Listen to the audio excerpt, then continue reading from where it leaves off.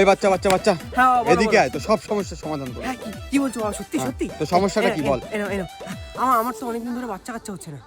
ক বছর হয়েছে বিয়ে করেছিস তুই? আমি তো বিয়ে করিনি।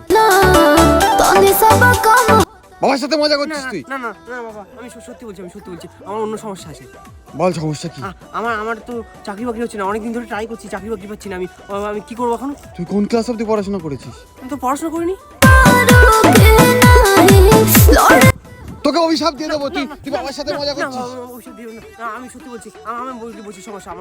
আমার অনেকদিন ধরে আমি প্রেম করছি, প্রেমে ধোকা খেয়ে গেছি বাবা। এই না হলো সমস্যা? মেয়েটার নাম বল। মেয়ে না তো দাদা বাবা, ওটা ছেলে ছিল, নাম সুমন। মজা করছিস বাবার সাথে তুই এখনই? এবার সত্যি বল বাবা, আমি এবার সত্যি বলছি।